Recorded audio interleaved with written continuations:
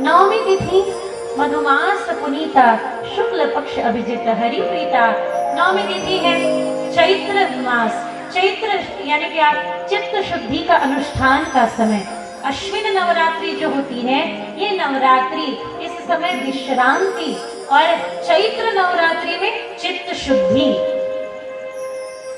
चैत्र नवरात्रि में हम चित्त शुद्धि के लिए पराक्रम करें और अश्विन नवरात्रि में विश्राम पाए, अंतर बाह्य दोनों प्रकार से विश्राम पाए। बाहर से विश्राम नहीं करना है, केवल हाथ ने विश्राम किया, पैर ने विश्राम किया, और मन निरंतर चल रहा है, कहीं इधर दौड़ रहा है, कहीं उधर दौड़ रहा है। देखिए आप अभी अपने मन की ओर देखिए कि सत्संग में है, नहीं बैठने देता मन, इधर उधर निरंतर दौड़ते रहता है। हमारे महाराष्ट्र के एक संत हुए, उन्होंने कहा कीर्तनी बैसता निद्रे ना गवीले, कीर्तन में बैठो तो निद्रा सताती है, बार बार सताती है, बार बार सताती है, पर तब चित्त शुद्धि का अनुष्ठान करना आवश्यक है। दशरथ जी की 3 पत्नी है, हमने सुना है रामचरितमानस में।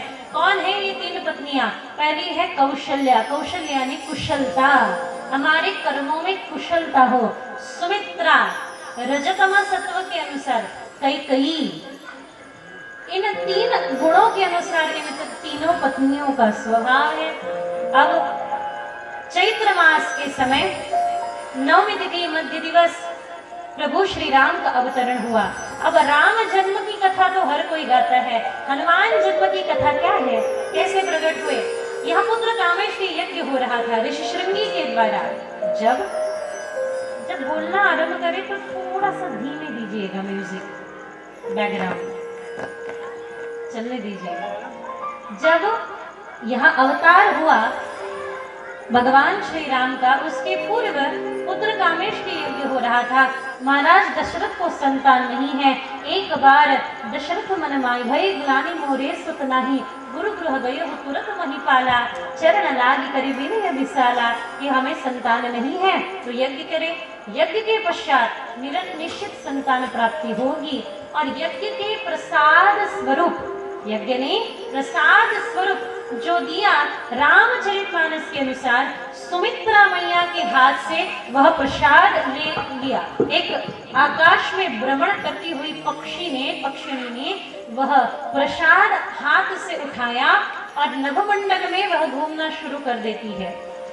भगवान शिव मुझे पुत्र रूप में चाहिए, इसलिए शंकर सुवना केसरी नंदना, तेज प्रताप महाजगवंदना।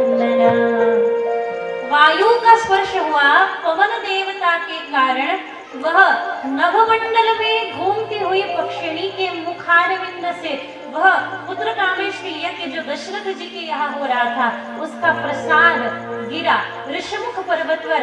माता अंजना जो हाथ कर फैलाए बैठी है, उनके हाथ में यह प्रसाद आके गिरा।